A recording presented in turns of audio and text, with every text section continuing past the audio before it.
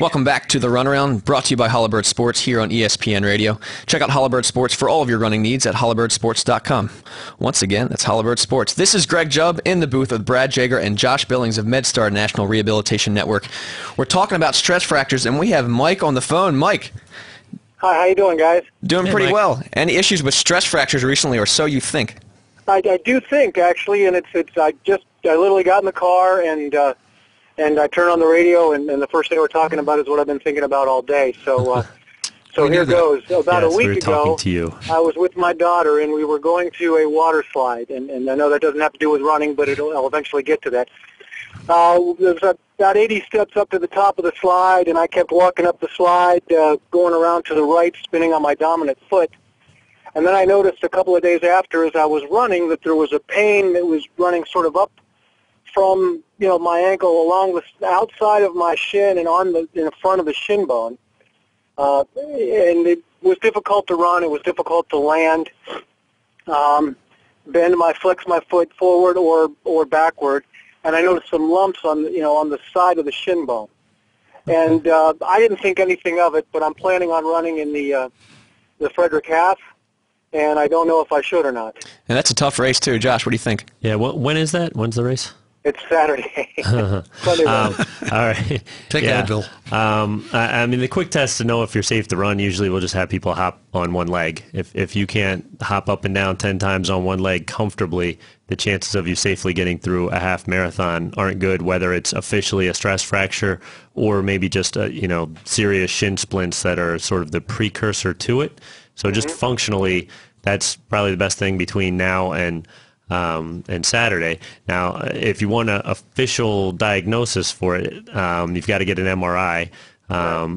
If it's on more the front and more the outside of your shin, it's a little less likely. The typical spot for pain is on the inside of your shin.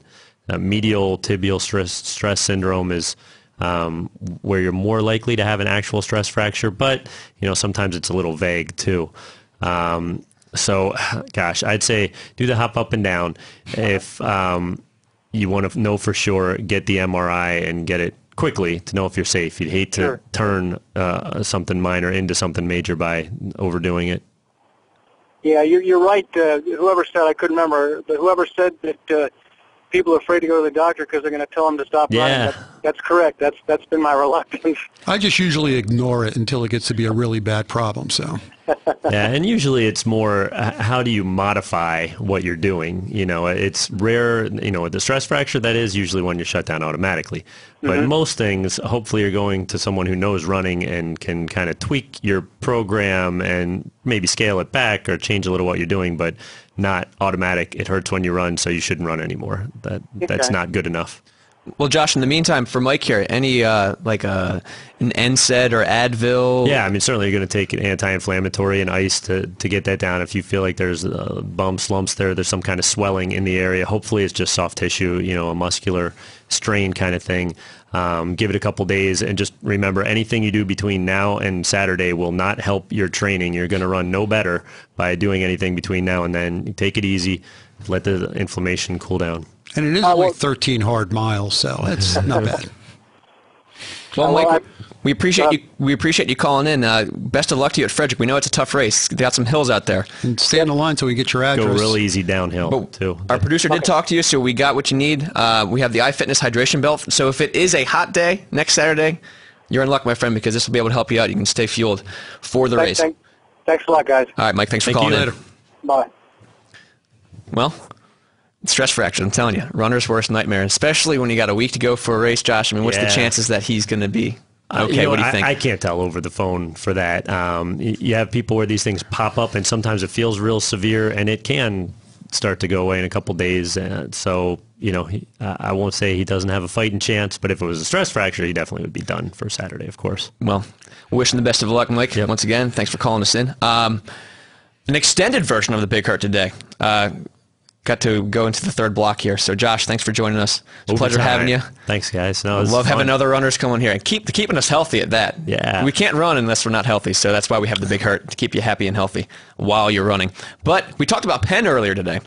We did. That wasn't the only thing that went on this weekend. This was a massive weekend for race results. The Payton Jordan Invite out in Stanford.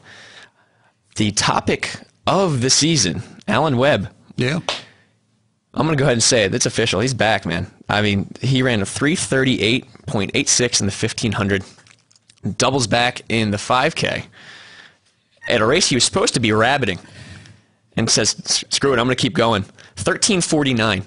And the important thing to know is that he only finished third to last in the 1500, but still, I mean, we're talking about a 3:55 mile here. Right, yeah. And that's just a really, really, really competitive race. And to see how he's progressed from running like 154 indoors, earlier this he's back season. in shape. You know, our producer here is Louis Fudos is here with us. What do you think, Louis? You think he's on the trail back to the Olympic trials? What do you think? Yeah, I mean, this is a great sign for him. 3:55 is much different than a 4:06 mile, and certainly being able to run under sub 4 is. And what do you think about this? I mean, a lot of the pro runners at this stage in the outdoor track season aren't racing much, and really, a lot of people consider Penn Relays to be the opening meet of the outdoor season. He's raced a lot. Do you think that's going to be a disadvantage to him? I think it's more like he's raced himself back into shape. Can he hold on to August, or more importantly, to June and July in the Olympic trials? What do you think, guys? Well, what is his training like at this point, too? Is he doing a lot of speed work and a lot of hard intervals? If he's doing that, he might be at the top of his form fairly soon. You got to also remember there was only 25 minutes between his 1500 and the 5000. Important note. He's in good shape right now. I'll say this: Jason Vigilante, fantastic middle distance coach. I think he knows what he's doing.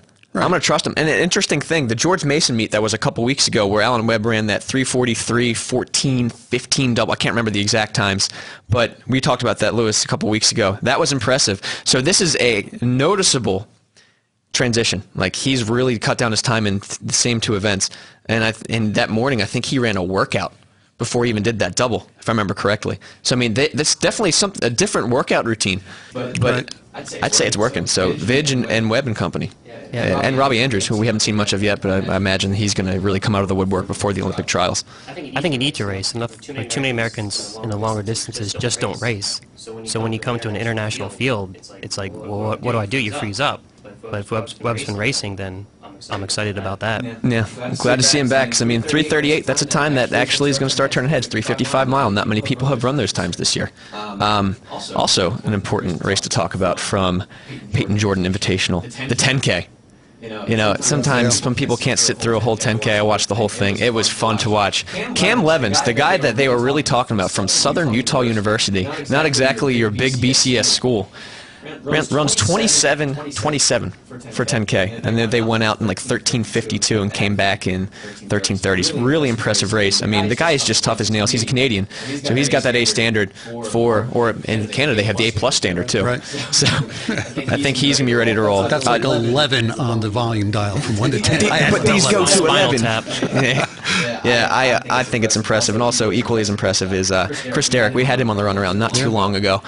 He was talking about how he was fit, he was ready to go.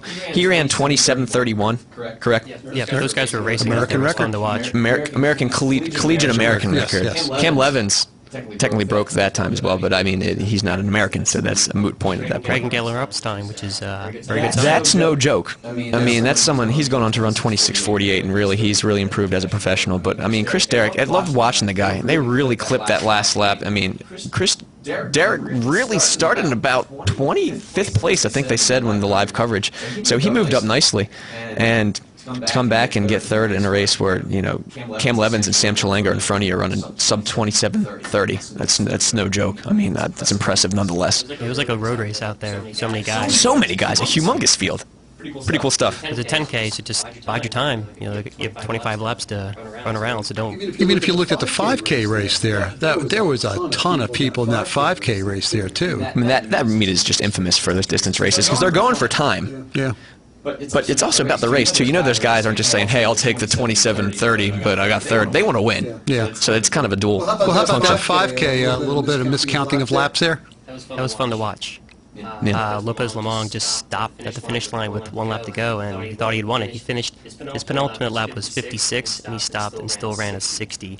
on his last lap. Right, 56 almost stopped, and then that next lap was right around a 59, even with that. Yeah, I mean, to close in 156, I mean, that's to be expected when you run a 5K. If you're running on the international level, Yeah. that's how those races get run. It's like the first 80% of the race is really just a tempo run. And those guys just turn it on. I mean, Pulling 63, 64s per lap that the last mile. unbelievable. If you want a medal, you need to close at least 153.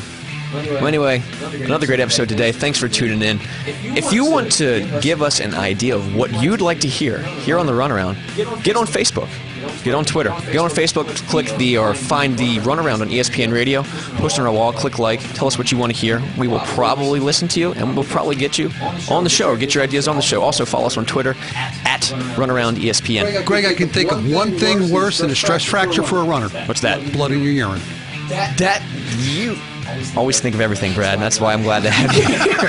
Jeez. Anyway, check us out at runningmaryland.com. That's what we get to finish. Thanks, There Brad. you go. Check us out at runningmaryland.com for all of your needs for the wide world of endurance athletics. Thanks for tuning in, and happy running.